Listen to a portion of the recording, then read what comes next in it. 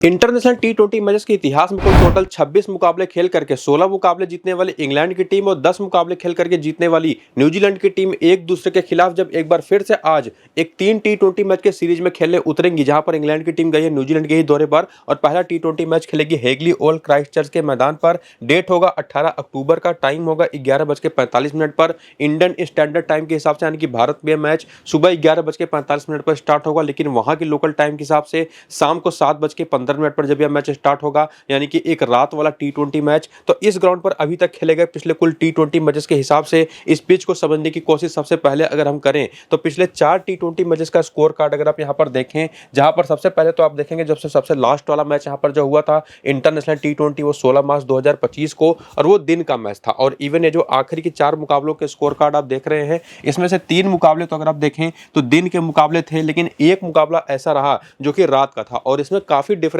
होता है। यह आपको मैं काफी अच्छे से एक्सप्लेन करूंगा, क्योंकि अगर आप ओवरऑल देखें तो इस ग्राउंड पर टोटल 12 टी20 मुकाबले ही केवल खेले गए हैं। इंटरनेशनल टी20 मैच की बात कर रहा हूं, जहां पर टीमें ज्यादातर चेज करके मुकाबले जीतती हैं, यानी कि सेकंड बैटिंग करना किसी भी टीम के लिए यहां पर एक फेवरेबल ऑप्शन होता है। 12 में से 8 मुकाबले अभी तक बैटिंग सेकंड करने वाली टीम जीती है, और इवन पिछले 4 मुकाबलों के भी आंकड़े अगर आप देखें तो यहां पर 91 का स्कोर यहां पर चेज हो गया, यहां पर 158 का स्कोर भी चेज हो गया, यहां पर 134 का स्कोर केवल एक बार डिफेंड हुआ है, लेकिन यहां पर भी 163 का स्कोर चेंज हो गया है। तो जनरली होता भी ऐसा ही है, जो कि न्यूजीलैंड हो गई, ऑस्ट्रेलिया हो गई, साउथ अफ्रीका जैसी कंट्रीज हो गई, इवन इंग्लैंड, तो वहां पर शुरुआत में गेंद नई जब होती है तो अच्छी खासी सीम करती है, मूव करेगी, तो पहले इनिंग में बैटिंग करना या रन बनाना शुरुआत में खास करके उतना भी आसान होता नहीं। हालांकि न्यूजीलैंड में उतना डिफरेंट नहीं है, एकदम वैसा हालात नहीं होता जैसा ऑस्ट्रेलिया वगैरह में होता है, क्योंकि ग्राउंड्स यहाँ पर थोड़े से छोटे होते हैं, पिचेस ऑलमोस्ट फ्लैट होती हैं, बस शुरुआत में जो थोड़ी बहुत स्विंग होगी उसके बाद पिच काफी बेहतर हो जाएगी बैटिंग करने के लिए। लेकिन सेकंड इनिंग में यही जो पिच है ना, वो और बेहतर होती चली जाएगी। केवल एक डिफरेंस सेकंड इनिंग में यहां पर आएगा, हालांकि चूंकि ये रात का ही मैच है तो बहुत बड़ा डिफरेंस नहीं बनेगा। अगर आप पावर प्ले में देखेंगे इस रात वाले मैच में ना, तो पहली इनिंग में 51 के स्कोर पर 1 विकेट गिरा है, लेकिन सेकंड इनिंग में यहां पर पावर प्ले में 6 ओवर में 38 के स्कोर पर 3 विकेट गिरा है। तो न्यूजीलैंड में बस यही एक चीज होती है कि मैच तो 7:15 पर रात में ही स्टार्ट होगा, लेकिन सेकंड इनिंग के दौरान जब थोड़ी सी ज्यादा नमी आती है, एयर मॉइस्चर ज्यादा, टेम्परेचर ड्रॉप करने की वजह से, तो ज्यादा गेंद स्विंग करती है सेकंड इनिंग के शुरुआती पावर प्ले के ओवर्स में। इसीलिए यह भी देखा गया है कि चेज तो होते हैं स्कोर यहां पर, लेकिन वही एक पावर प्ले का छोटा सा फेज है जहां पर निश्चित तौर पर थोड़ी सी मुश्किलें सेकंड इनिंग में बैटिंग करने वाली टीमों को आती है, वरना ओवरऑल कंडीशन जो होगी वो 170 और 180 रन बनाने के आसपास की होगी। एक अच्छी बैटिंग पिच जहां पर तेज गेंदबाजों के लिए भी पूरे मौके बनेंगे। यहां पर देखें तो पिछले 4 मैच पे स्पिन को 16 विकेटें, पेस को 31 विकेटें, और इस 31 में से भी 23 विकेटें पहली इनिंग के ही अंदर। तो ये सारा डिफरेंस क्लियर कर देता है कि जो भी टीम टॉस जीतेगी पहले फील्डिंग करने की कोशिश करेगी, और यहां पर पेसर्स को लगा करके पहली इनिंग में ही किसी भी टीम को एक ऐसे स्कोर पर रोकने की कोशिश करेगी, कोई भी पहले बॉलिंग करने वाली टीम, कि उसको आसानी से चेज करके जीत जाए। तो जो भी टॉस का अपडेट होगा, और साथ ही साथ उस टाइम पर वेदर जैसा होगा जब ये मैच स्टार्ट होने वाला होगा, और जो पिच मिलेगी आज के इस मैच के लिए वो कैसी है, ये सारे अपडेट आपको मैं अपने टेलीग्राम और व्हाट्सएप चैनल पर देता हूं। जाकर के आपको ज्वाइन करना है, लिंक आपको नीचे इसी वीडियो के डिस्क्रिप्शन में और कमेंट बॉक्स में जो पिन किया हुआ कमेंट है वहां पर देखने को मिल जाएगा। और ध्यान रखिएगा, ना सिर्फ पिच रिपोर्ट, वेदर अपडेट और टॉस का अपडेट आपको मैं दूंगा, प्लेइंग 11 बैटिंग ऑर्डर भी बताऊंगा ही, लेकिन साथ ही साथ अपनी भी फाइनल 2 से 3 टीमें वहां पर आपको मैं देता हूं, तो आप उसकी भी हेल्प ले सकते हैं। बाकी इस वीडियो को अगर आपने पूरा शुरू से अंत तक देख लिया ना, तो कोई कंफ्यूजन बचेगा ही नहीं। फिलहाल आप आ चुके हैं यहाँ पर प्लेइंग 11 और बैटिंग ऑर्डर की तरफ। सबसे पहले न्यूजीलैंड की जो प्रोबेबल प्लेइंग 11 आज के इस मैच की हो सकती है, जहां पर मोस्ट प्रोबेबली ओपन करेंगे डेवॉन कॉनवे और टीम साइफर्ड, उसके बाद टिम रॉबिन्सन आएंगे। बाकी यहाँ पर सचिन रविंद्र की वापसी हो चुकी है, तो नंबर 4 पर यह हो सकता है नंबर 3 पर भी बैटिंग करें। और बाकी डैरेल मिचेल है, माइकल ब्रेसवेल है, जिमी नीसम है, और यहाँ पर centre Kyle Jameson, Matt Henry है, जेकब डफी है। ये इनके 4 मेन बॉलर तो होंगे ही, साथ ही साथ जिमी नीसम भी और माइकल ब्रेसवेल भी थोड़ी बहुत उसमें मदद करते दिखाई पड़ेंगे। सचिन रविंद्र न्यूजीलैंड के अंदर बॉलिंग कम करते हैं, लेकिन 1-2 ओवर अगर करते दिखाई पड़ गए, और वो भी उस कंडीशन में अगर बाकी बॉलर्स की पिटाई हो गई तो कोई बड़ी बात है नहीं। बाकी बेंच पर अगर आप देखें तो बेवन जैकब्स है, मार्क चैपमैन है, जैकरी फूक्स है। जैकरी फूक्स भी हो सकता है खेल जाए काइल जेमिसन की जगह पर, तो कोई बड़ी बात है नहीं। बाकी पावर प्ले में जो 3 बॉलिंग ऑप्शन यूज होंगे यहाँ पर प्रोबेबली इंग्लैंड की तरफ से, वो ल्यूक वुड, सैम करन और ब्रैडन कार्स होंगे। और चूंकि यहाँ पर न्यूजीलैंड का प्लेइंग 11 आपने देखा, तो उनके खिलाफ जो पावर प्ले के बॉलिंग आएगी इंग्लैंड की तरफ से, वो आप यहाँ पर देख रहे हैं। और डेथ ओवर में Adil Rashid, Luke Wood, Sam Curran और ब्रैडन कार्स होंगे। तो ये आप जरूर समझ करके रखिए कि इंग्लैंड की तरफ से कौन पावर प्ले या डेथ ओवर में न्यूजीलैंड के खिलाफ उतरेगा। और बाकी न्यूजीलैंड की प्लेयर्स का तो आपने प्लेइंग 11 बैटिंग ऑर्डर देखा। अब यहाँ पर पूरा का पूरा रीसेंट फॉर्म भी अगर आप देखें तो वो भी आपके सामने है, जिसमें मेन खास करके अगर आप देखें ना तो पिछले करीब शॉर्टर फॉर्मेट्स में वनडे या टी20 में पिछले 10-12 मैचेस में कैसा फॉर्म रहा है, हर एक प्लेयर का इंडिविजुअल मैचेस में 1 बाय 1 क्या स्कोर्स रहे हैं। जैसे फॉर एग्जांपल टीम साइफर्ट की बात करें तो लास्ट मैच में इन्होंने खेला उसमें 48 है, उसके पहले 4, 57, 1, 24, 36, 125 ना बाद 68, 37 और 35। तो ओवरऑल आप ये कह सकते हैं कि ठीक ठाक फॉर्म में तो हैं, लेकिन अगर पिछले 8-10 मैचेस का स्कोर कार्ड देखेंगे तब आप ये कहेंगे। लेकिन पिछले कुछ 4-5 मैचेस में अगर आप देखें तो यहां पर भी आप कहेंगे कि 2 बार अच्छे स्कोर्स करे हैं, और वैसे हैं भी एक फ्लैशी प्लेयर। शॉट्स खेलेंगे चल गए तो ठीक, वरना आउट होकर के जल्दी जाते दिखाई पड़ेंगे। तो ये एक अच्छे ऐसे प्लेयर है ना, बेसिकली जब फ्री टू प्ले कॉन्टेस्ट की मल्टीपल टीमें बना रहे हैं अगर, तब तो ये ऐसे प्लेयर है कि अगर बाई चांस आपने 6 टीम बनाई तो उसमें से 3 टीमों में इनको रखिए। लेकिन अगर आप किसी स्मॉल लीग की टीम बना रहे हैं तब वहां पर भी आप देखना पड़ेगा कि क्या यूटिलिटी इनकी है, विकेट कीपिंग सेक्शन में क्या यूटिलिटी है, उसके हिसाब से तो ये बेस्ट ऑप्शन होंगे। जो कि ऊपर से बैटिंग करने के लिए आएंगे तो निश्चित तौर पर एक अच्छे ऑप्शन बनेंगे। लेकिन वही प्लेयर है, अगर मल्टीपल टीमें बना रहे हैं तो 50% वाली टीमों में आपके यहाँ आएंगे। और बाकी डेवॉन कॉनवे का फॉर्म देखें तो टेक्निकली बहुत अच्छे खिलाड़ी हैं, लेकिन रिसेंट टाइम में अगर आप देखें तो कंसिस्टेंसी नाम की चीज आपको देखने को मिलेगी नहीं। ओवरऑल ठीक ठाक से प्लेयर है। बाकी टिम रॉबिन्सन बेहतर फॉर्म में जरूर है, बीच में यहाँ पर इन्होंने एक सेंचुरी भी लगा रखी है। हालांकि इनके साथ भी वही दिक्कत है कि ताबड़तोड़ शॉट खेलेंगे तो कब आउट हो गए कोई भरोसा है भी नहीं। तो खास करके ये जो तीनों के तीनों खिलाड़ी है ना, सेकेंड इनिंग की बैटिंग अगर हो तो ज्यादा बेहतर ऑप्शन होते हैं। पहली इनिंग की बैटिंग में थोड़े से ये हिले डुले या वल्नरेबल से ऑप्शन होते हैं कि कभी भी आउट होकर के चले जाए। और उसके बाद आते हैं रचिन रविंद्र, ये ज्यादा रिलायबल प्लेयर हैं। अगर हम बात करें टॉप 4 के अंदर, जो हो सकता है बॉलिंग भी करके दे दें तो निश्चित तौर पर उसकी भी एक यूटिलिटी बन जाएगी। बाकी रन अगर आप देखें तो 47 ना बाद 13, 0, 31, 47, 63 इस तरीके की रही है पिछले कुछ मैचेस में। बॉलिंग करते हुए थोड़ी बहुत विकेटें भी चटकाई हैं। डैरेल मिचेल भी नीचे आते हैं, लेकिन फॉर्म अगर आप इनका देखें तो काफी बेहतर है बाकी बैटर्स के मुकाबले। हालांकि स्कोर बड़े बड़े आपको देखने को नहीं मिलेंगे, लेकिन अगर आप देखें तो पिछले 5 मैच में 3 बार तो नॉट आउट ही लौटे हैं। तो अगर आप एक ऐसी टीम बना रहे हैं जिसमें टॉप ऑर्डर बैटिंग पर भरोसा नहीं कर पा रहे, स्पेसिफिकली पहली इनिंग की बैटिंग अगर न्यूजीलैंड की टीम कर रही हो, तो ये एक काफी सेफ ऑप्शन बन जाते हैं। और इसके बाद आते हैं माइकल ब्रेसवेल, जो बॉलिंग तो करेंगे ही। हालांकि विकेटें अगर आप देखें ना तो रिसेंट टाइम में बहुत ज्यादा मिली नहीं है इनको, लेकिन साथ ही साथ बल्लेबाजी भी नीचे आती है तो बैटिंग से उतने रन भी नहीं बने हैं। लेकिन वही बात, पहली इनिंग की बैटिंग अगर है तो जैसे डैरेल मिचेल इंपॉर्टेंट है वैसे ही ये भी इंपॉर्टेंट होंगे, क्योंकि सेकंड इनिंग में ना जाकर के थोड़े से स्पिनर्स भी गेम में आते हैं, तो वहां पर ये ज्यादा इंपॉर्टेंट है। हाँ, पहली इनिंग की बॉलिंग सेकंड इनिंग की बैटिंग है तो थोड़ी सी रिलायबिलिटी आप इन पर कम कर सकते हैं, चूंकि तब टॉप ऑर्डर बैटर्स के पास चांसेस ज्यादा होंगे, जैसा कि आपने पिच रिपोर्ट में देखा। बाकी Jimmy Neesham one of the best form में है अपने करियर के, बल्ले से रन बन रहे हैं, बॉलिंग करते हुए विकेटें चटका रहे हैं। अभी ये 4 विकेट उन्होंने ऑस्ट्रेलिया के खिलाफ एक टी20 मैच में लिया था, 25 रन भी बनाए थे। सैंटनर की बात करें तो ये भी एक क्लास बॉलर हैं, हालांकि ज्यादा विकेटें रिसेंट टाइम में मिली है नहीं। न्यूजीलैंड के अंदर इनको विकेटें मिलेंगी इसके भी थोड़े चांसेस कम है, लेकिन यहीं पर गेम बनता है इंग्लैंड के प्लेयर्स के खिलाफ लेफ्ट आर्म ऑर्थोडॉक्स बॉलर होते कैसे हैं, कितना इफेक्टिव होते हैं, वो देखना पड़ेगा, जो कि आगे हम चल करके देखेंगे तो वहां पर समझेंगे सैंटनर की प्रोबेबिलिटीज कितनी है टीम में ले जाने की। बाकी काइल जेमिसन ये भी अच्छी बॉलिंग कर रहे हैं, रिसेंट टाइम में बढ़िया फॉर्म में है। जेकब डफी ना इस तरीके की पिचेस पर, हालांकि अगर आप देखें तो लास्ट के करीब 5 मुकाबले उठाएंगे तो 2 बार विकेट लेस है, लेकिन स्टिल 5 विकेटें हैं पिछले 5 मैच में। तो ये वो एक मैनेजेबल प्लेयर है कि विकेट निकाल करके देंगे ही, स्पेसिफिकली अगर पहली इनिंग की बॉलिंग हो गई। और बाकी मैट हेनरी ये एक ऐसे बॉलर है ना, जो अगर आप 6 टीम बना रहे हैं तो उसमें से कम 5 टीमों में तो आपके होने ही चाहिए। तो ये उस कैटेगरी के प्लेयर है, ना सिर्फ यहाँ पर मैट हेनरी, बल्कि मैं जेकब डफी को भी उसी कैटेगरी में रखूंगा, जिमी निशाम को भी उसी कैटेगरी में रखूंगा, और इवन रचिन रविंद्र को भी। तो ये मेरे 4 ऐसे भरोसेमंद प्लेयर रहेंगे आज के इस मैच के, जो कि 6 में से कम 4 से 5 टीमों में होंगे।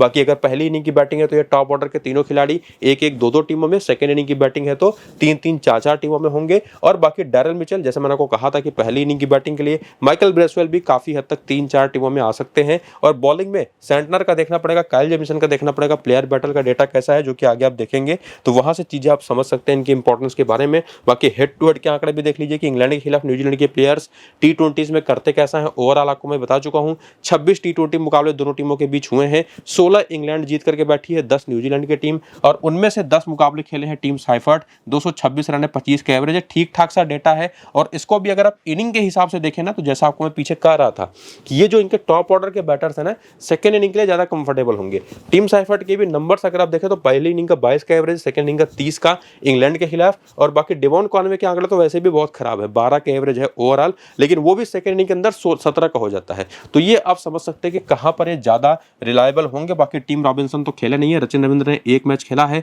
17 रन बनाए, एक विकेट लिया है। बाकी डैरेल मिचेल के आंकड़े ओवरऑल अगर आप देखें ना तो बहुत ही खराब है, चाहे एज ए बैटर हो चाहे एज ए बॉलर हो इंग्लैंड के खिलाफ। बाकी माइकल ब्रेसवेल इंग्लैंड के खिलाफ कभी खेले नहीं, जिमी निशाम खेले हैं, यहाँ पर थोड़ा सा डेटा गड़बड़ हो गया है। इन्होंने 5 मुकाबले खेले हैं इंग्लैंड के खिलाफ, 95 रन बनाए हैं और साथ ही साथ अगर मैं बात करूं तो 3 विकेटें भी अपने बॉलिंग से ले रखी है जिमी निशम ने इंग्लैंड के खिलाफ खेलते हुए, तो आंकड़े इनके भी थोड़े से एवरेज हैं। और उसके बाद आती है बॉलिंग, जिसमें देखेंगे सेंटनर के 15 मैच में 22 विकेटें हैं, काइल जेमिसन के 2 मैच में 3 विकेटें हैं, मैट हेनरी के 3 मैच में 3 विकेटें हैं। तो यहां से कम क्लियर हुआ कि सेंटनर को लेकर जो पीछे डाउट बन रहा था ना, जिनका फॉर्म बहुत अच्छा नहीं है, वो निश्चित तौर पर काफी रिलायबल बॉलिंग ऑप्शन आज के इस मैच के बन सकते हैं। पहली इनिंग के तो रहेंगे ही, सेकेंड इनिंग के और भी बेहतर हो जाएंगे। और उसके बाद आकर के वेन्यू का डेटा आपके सामने है कि इस क्राइस्ट चर्च के मैदान पर न्यूजीलैंड के प्लेयर्स, जिनका बेसिकली अपना होम ग्राउंड ही है, तो टीम साइफर्ट के 5 मैच केवल 96 रन है, पहली इनिंग का 16 का एवरेज, सेकंड इनिंग का 21 का एवरेज, वही सारी चीजें जो आपको मैं पीछे एक्सप्लेन कर चुका हूं। डेवॉन कॉनवे यहाँ पर बहुत बढ़िया खेले, 6 मैच में 332 रन, 110 का एवरेज। तो वेन्यू पर अगर आप देखें तो कॉनवे ने काफी हद तक डोमिनेट किया है। और बाकी टीम रॉबिन्सन के एक मैच में 18 रन है, रचिन रविंद्र के एक मैच में केवल 1 रन है, डैरेल मिचेल भी नहीं चले हैं। माइकल ब्रेसवेल यहाँ पर 6 मैच में 8 विकेट ले चुके हैं। और ध्यान से देखिएगा, जो आपको मैं कह रहा था ना कि इस ग्राउंड पर सेकंड इनिंग में थोड़ा सा स्पिनर्स का गेम अच्छा आता है, और वहां से देखें तो माइकल ब्रेसवेल के जो 6 मैच में 8 विकेटें हैं, पहली इनिंग में लगभग 1 विकेट निकालने में इनको 18 गेंदें लगी हैं, सेकंड इनिंग में केवल 13 गेंदें लगी हैं। यानी कि 3 मैचेस अगर आप यहां पर खेल जाएं माइकल ब्रेसवेल इस ग्राउंड पर, अभी तक ऑन एन एवरेज इनके करियर के हिसाब से, तो 3 मैच में 2 विकेट मिलेगा इस ग्राउंड के ऊपर, 3 मैच में 4 विकेट मिलेगा इस ग्राउंड के ऊपर पहली इनिंग की बॉलिंग में। लेकिन वही 3 मैच अगर सेकंड इनिंग में बॉलिंग कर जाए तो 6 विकेट लेके जाएंगे। तो कहां पर ज्यादा बेहतर ऑप्शन है ये भी क्लियर हो गया। सेंटर किस ग्राउंड पर भी आंकड़े बढ़िया है, वो भी सेकंड इनिंग के दौरान ज्यादा बेहतर है। तो ये क्लियर होगा, सेंटर सेकंड इनिंग में ज्यादा बेहतर ऑप्शन होंगे, इवन माइकल ब्रेसवेल भी। और बाकी काइल जेमिसन 2 मैच में 4 विकेट है, मैट हेनरी के 2 मैच में 4 विकेट है, जेकब डफी के तो एक ही मैच में 4 विकेट है। और ये चीज आपको मैं बता भी चुका हूं कि इस ग्राउंड पर जेकब डफी बहुत ही यूजफुल होंगे, ना सिर्फ पहली इनिंग की बॉलिंग में बल्कि सेकंड इनिंग की बॉलिंग में भी। और बाकी इनके बैटर्स की वीकनेसेस को भी देखें, जब ये इंग्लिश बॉलर्स को फेस करेंगे तो टीम साइफर्ट लियो वुड की 20 गेंद पर 27 रन बना करके 2 बार आउट हो चुके हैं, सैम करन पर 51 गेंद पर 84 रन बना करके 1 बार। तो बेसिकली वो बॉलर जो स्विंग कराता हो अच्छा खासा शुरुआत में, बाएं हाथ का तेज गेंदबाज हो, तो वो न्यूजीलैंड के लगभग हर बैटर को परेशान करेगा। जो आप देखेंगे टीम रॉबिन्सन के भी आंकड़े खराब होंगे, लेफ्ट आर्म पेस पर 67 रन बना करके 52 गेंद पर 5 बार आउट हो चुके हैं। और उसके अलावा अगर आप देखें तो रचिन रविंद्र भी लेफ्ट आर्म पेस पर 56 गेंद पर 67 रन बना करके 5 बार, और लेफ्ट आर्म ऑर्थोडॉक्स पर भी 5 बार 43 गेंद पर केवल 48 रन बना करके। डेवॉन कॉनवे को भी लियो वुड परेशान कर चुके हैं एक बार, इवन लियम डॉसन भी लेफ्ट आर्म मीडियम पेस पर वैसे भी 194 गेंद पर 245 रन बना करके 10 बार। तो बाएं हाथ का तेज गेंदबाज हमेशा एक बहुत ही बढ़िया और यूजफुल ऑप्शन होता है इंग्लैंड न्यूजीलैंड की टीम के खिलाफ। ये चीज यहां से क्लियर हुआ, पूरी की पूरी टॉप ऑर्डर बैटिंग लाइनअप। और इवन डैरेल मिचेल भी लेफ्ट आर्म पेस पर 8 बार आउट हुए, 257 रन बना करके, जिसमें सैम करन और ल्यूक वुड ने भी इनको आउट कर रखा। और लेफ्ट आर्म ऑर्थोडॉक्स तो इनको परेशान करता ही है। और उसके बाद जिमी निशाम के भी देखेंगे तो बाएं हाथ का तेज गेंदबाज और लेग स्पिनर, और माइकल ब्रेसवेल को भी देखेंगे तो लेग स्पिनर पर 6 बार 74 गेंद पर 63 रन बना करके आउट हो चुके हैं। तो ये सारे बॉलिंग ऑप्शन जो कि निश्चित तौर पर बहुत ही यूजफुल हैं, वो है निश्चित तौर पर इंग्लैंड की टीम में। लियो वुड हैं और साथ ही साथ लियम डॉसन है left arm Orthodox, Adil Rashid तो रहेंगे ही, बाकी तेज गेंदबाजी में ब्रैडन कार्स हैं। और यहाँ पर देखेंगे तो Jordan Cox wicket keeping batting काफी नीचे आकर के करेंगे। सैम करन अपनी left arm medium pace bowling करेंगे, यहाँ पर भी गड़बड़ लिख दिया है, राइट आर्म मीडियम पेस, तो लेफ्ट आर्म मीडियम पेस है। बाकी टॉम बेंटन, हैरी ब्रूक, और ओपनिंग करेंगे Philip Salt, Jos Buttler, number 3 पर आएंगे जेकब बीथल। और ये भी आपको मैं क्लियर कर दूं, ये कंफर्म प्लेइंग 11 है इंग्लैंड की तरफ से, 2 दिन पहले ही प्लेइंग 11 इन्होंने दे दिया। तो ये प्लेइंग 11 आज खेलती दिखाई पड़ेगी। अब चूंकि प्लेइंग 11 बैटिंग ऑर्डर आपने देख ही लिया है, तो ये देखने की बेंच को तो जरूरत है नहीं। और इंग्लैंड के खिलाफ न्यूजीलैंड के जो पावर प्ले और डेथ ओवर के बॉलर्स इस प्लेइंग 11 के खिलाफ आएंगे, वो होंगे मैट हेनरी, जेकब डफी और काइल जेमिसन शुरुआत की 6 ओवर में, और आखिरी 5 ओवर में सेंटर 1-2 ओवर कर देंगे, 16वां ओवर आकर के प्रोबेबली, और बाकी नीचे यहाँ पर काइल जेमिसन, डफी और जेमिसन आएंगे। तो इसके बाद आकर के फॉर्म भी देख लेते हैं कि अभी रिसेंट टाइम में कैसे फॉर्म में रहे हैं ये सारे के सारे इंग्लिश प्लेयर्स। वो डेटा आपके सामने, जहां पर बटलर निश्चित तौर पर T20 फॉर्मेट में, हालांकि लास्ट मैच में खाता नहीं खुला है, ओवरऑल बहुत अच्छे फॉर्म में है। और फिलिप साल्टो तो अगर हम बात करें ना, तो अपने करियर के बेस्ट फॉर्म में है। इंटरनेशनल T20 में ज्यादा कभी इन्होंने किया नहीं इंग्लैंड के लिए, IPL में काफी किया है, T20 लीग्स में काफी किया है, लेकिन इंग्लैंड के लिए अब जाकर के इन्होंने कमाल की कुछ पारियां खेलनी शुरू कर दी हैं, अपने लाइफ के बेस्ट फॉर्म में है। जेकब बीथल की भी जो यूटिलिटी है, हालांकि अगर आप रन्स देखेंगे तो उतने दिखाई नहीं पड़ेंगे, लेकिन रिसेंटली ये भी काफी बढ़िया फॉर्म में आप इनको कह सकते हैं। इवन हैरी ब्रूक भी अगर देखें तो इनके साथ थोड़ी सी प्रॉब्लम होती है कंसिस्टेंसी की, किस मैच में चले ना चले वो अलग अलग तरीके से डिसाइड ये नहीं कर पाते कि अपने हिसाब से चल पाएँ। बाकी टॉम बेंटन भी चूँकि बैटिंग काफ़ी नीचे करेंगे, कंसिस्टेंसी इनके साथ भी बिल्कुल दिखाई नहीं पड़ती, तो ये भी उस टॉप फॉर्म में तो नहीं है। बाकी सैम करन, जैसा मैंने आपको पीछे बताया भी था ना कि एक left arm medium pace bowling, एक लेफ्ट आर्म ऑर्थोडॉक्स बॉलिंग जो न्यूजीलैंड के खिलाफ काफ़ी यूजफुल होती है, तो वहाँ से सैम करन, और वैसे हालांकि फॉर्म देखेंगे तो वो भी अच्छा है। और इवन लियम डॉसन भी, जिनका फॉर्म जबरदस्त है रिसेंट टाइम में as a left arm orthodox. और आदिल रशीद को लेकर के तो कोई डाउट आपको रखना नहीं है, हालांकि आदिल रशीद को मैं प्रेफर करूंगा सेकंड इनिंग की बॉलिंग में। और यहाँ पर ल्यूक वुड, ये निश्चित तौर पर अच्छे फॉर्म में दिखाई नहीं पड़े पिछले 3 मैच में विकेट निकालने के मामले में, लेकिन यहाँ पर अगर बॉलिंग चूंकि पावर प्ले में करेंगे, डेथ में भी करेंगे, तो निश्चित तौर पर जैसा कि आपने देखा भी वीकनेस न्यूजीलैंड की बैटर्स का, ये one of the best option होंगे। तो टॉप ऑर्डर से तीनों टॉप ऑर्डर के बैटर्स और प्लस बॉलिंग में सैम करन, लियम डॉसन और ल्यूक वुड, ये 6 तो बेस्ट ऑप्शन हैं।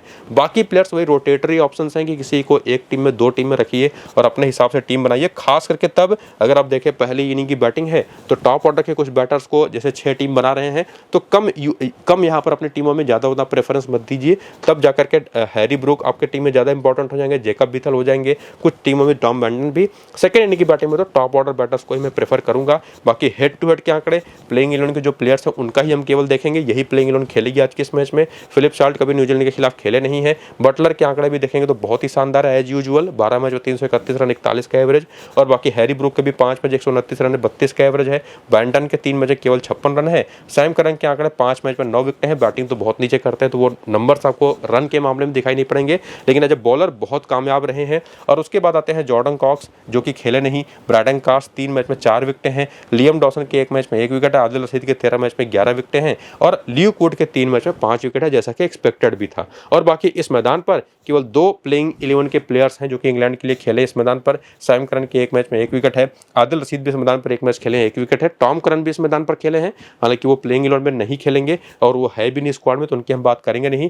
तो ये 2 केवल प्लेयर है जो कि इस मैदान पर खेले हैं। तो यहाँ तक आते आते जो चीज़ें हमने देखी और समझी दोनों टीमों को लेकर के, उससे ये तो क्लियर हो रहा है कि दोनों टीमें टक्कर की ही दिखाई पड़ रही हैं। हालांकि पूरा इतिहास ये बताता है कि इंग्लैंड की टीम 26 में से 16 मैचेस जीत करके ज़्यादा आगे है। और उसी में एक और जो चीज़ बची है वो है प्लेयर बैटल के आंकड़े, वीकनेसेस, जिसमें हम देखें कि फिलिप साल्ट काइल जेमिसन पर 13 गेंद पर 34 रन बना करके एक बार, सैंटनर पर 16 गेंद पर 25 रन बना करके एक बार। ऑफ स्पिनिंग की कमजोरी है, तो सामने से माइकल ब्रेसवेल बहुत यूजफुल होंगे, ये चीज़ क्लियर करिए। और बाकी जेकब बीथल भी माइकल ब्रेसवेल की पहली ही गेंद पर आउट हो चुके हैं, वैसे भी लेफ्ट हैंडर हैं।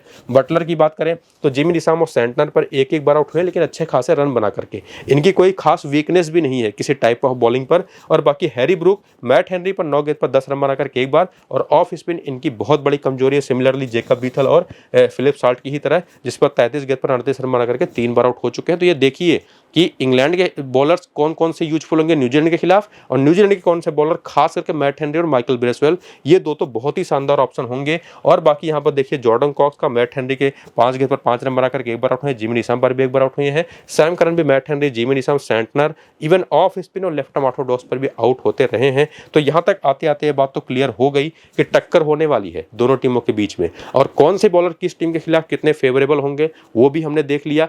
किस खिलाड़ी को कितना ज़्यादा फेवर करना है टीमों में सेलेक्ट करने के लिए, ये भी जान लिया। बाकी एक चीज़ जो जाननी बाकी वो पिच रिपोर्ट, हालांकि इस वीडियो के अंदर आपको मैंने पिछले मैचेस के बेसिस पर बता दिया।